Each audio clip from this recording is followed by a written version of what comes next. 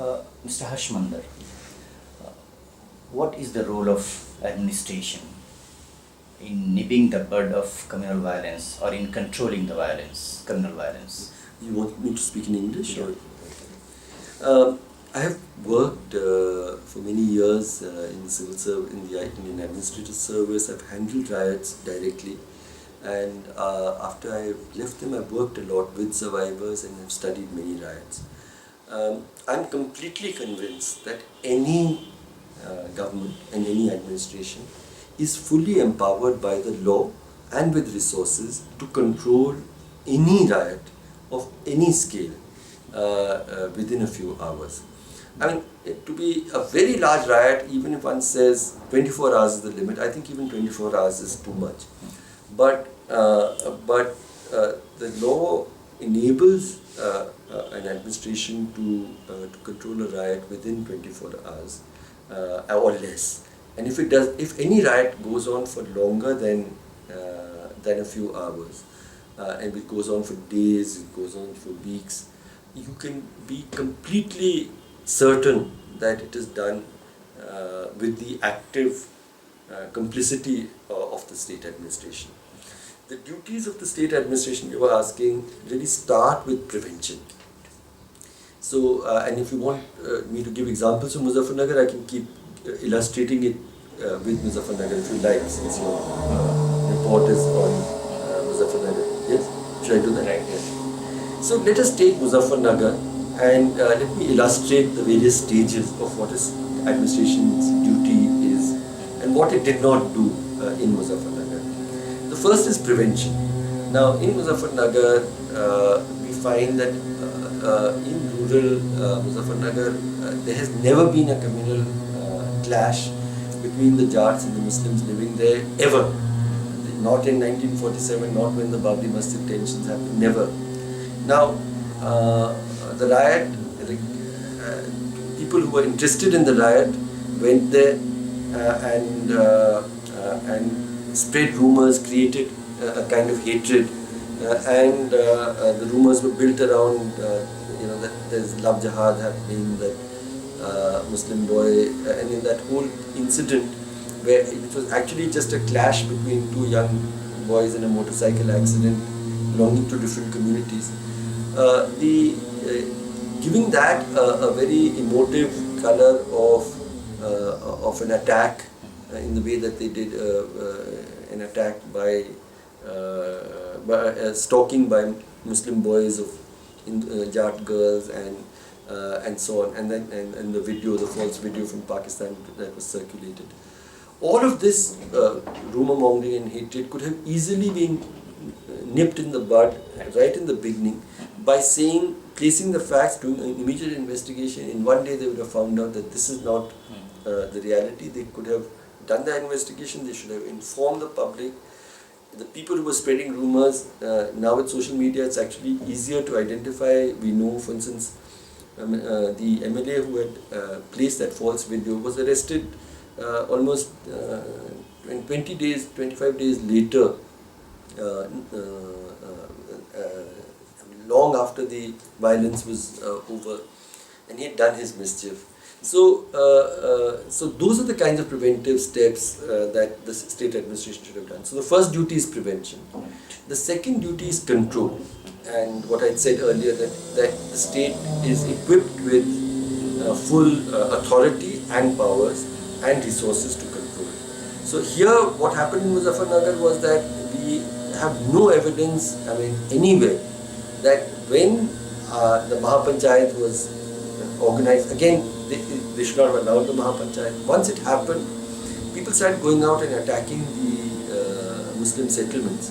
We have no evidence that force was used by the local police to disperse the mobs.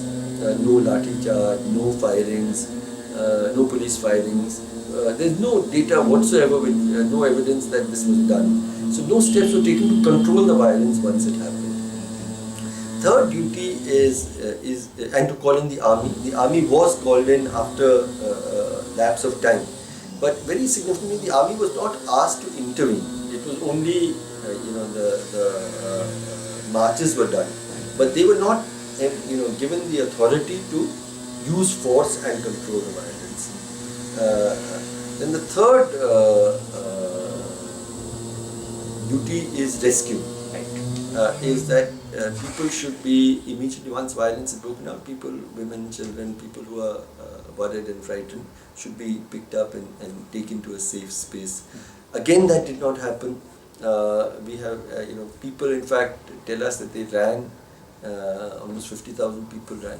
And it was largely that there's some Muslim villages where, the few Muslim villages where they are strong as landowners, and upper caste Muslims, Jat Muslims and Rajput Muslims as they call themselves. Those people came with licensed guns and they protected the people. This was the duty of the state. Right. The next duty of the state is relief. And relief camps are supposed to be run by the state here. Instead, people went into these Muslim majority villages. They made their own camps in the madrasas. The government for a very long time took no role. We went about a week after the violence. Even then, the only thing they were doing was supplying some rations. That also very late. But there was no presence or visible presence of the administration. And then you have rehabilitation and resettlement. Right. There are clear signs of political conspiracy behind Muzaffarnagar violence. In that context, if we put the appointment of Amit Shah of Gujarat as the UP head of BJP, so how do you draw comparisons between Gujarat 2002 and Muzaffarnagar 2013? See, they're very interesting comparisons because I have in my study of riots, for communal violence to break out, mass communal violence to break out, you need three things to happen. The first is the manufacture of hatred, systematic manufacture of hatred. And that is the role that Mr. Amit Shah seems to have played here.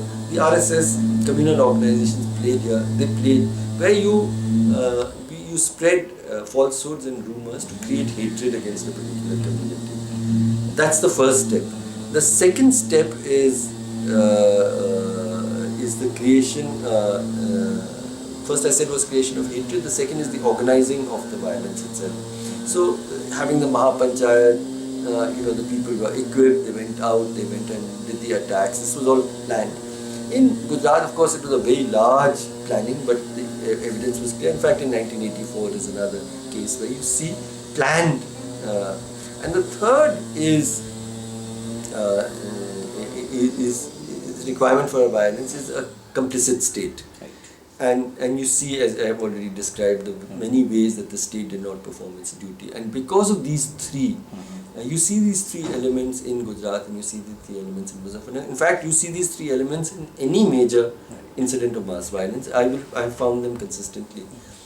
The big difference, let me say, I think that one thing that has happened after 2002, because of the whole legal, action that has been taken, it is continuing to pursue, that killing large numbers of people will cause you trouble.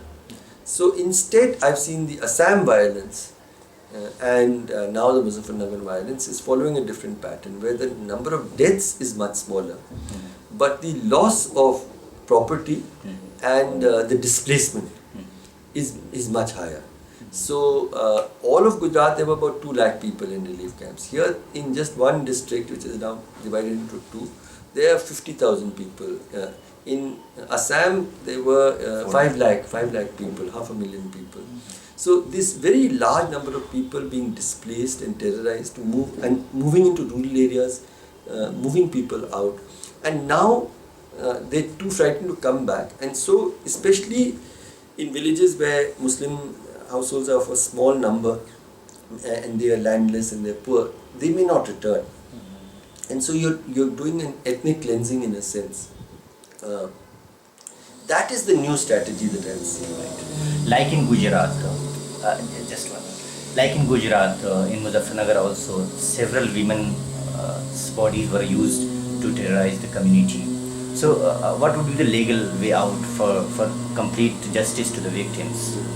No, I see about sexual violence in the time when I had gone on my fact-finding committee, we didn't have anyone who gave us this evidence. But some evidence of that is coming forward now. People are speaking out. It is very difficult for victims of sexual violence to speak out. What the administration, and one of the things the administration should have done, if it was really concerned about the survivors, is to go to the relief camps themselves and to actually actively register people's complaints there. And if they did that, and they also sat separately with the women police officers who registered their complaints in an active, proactive way, that is where it starts. But I again saw no evidence of that happening as well. Sir, brief one question. You have been a civil servant for last several decades, in fact. 2 decades, I guess. 2 decades. Do you think there are clear proofs of lack of political will on the part of both ruling and opposition parties to formulate laws to check the communal violence bill in the country? No, absolutely. I mean, I was part of the National Advisory Council, and along with Farhan Naqvi, I convened the group which drafted the communal violence bill. What are we trying to do in the communal violence bill? Most importantly is to create a new crime which is called dereliction of duty by public officials with command responsibility, which means that if government official whose duty it is to prevent the violence, to control, do all the things that I have spoken about, does not do their duty, that is recognized to be a crime. And with command responsibility means not just that officer, but whoever has commanded that person is also, whether it's a minister, chief minister, whoever, it becomes criminally liable. And then the other part is to have national duties of relief and rehabilitation, that the government has to do these things. If these two things were in place, Muzaffarnagar would not have happened. And it is the only way we can prevent it. And I am saddened by the fact that the UPA government, although NEC chairperson has forwarded it to the government, they have not found the political will yet to pass it. Thank you very much, sir. Thank you very much. Shukriya.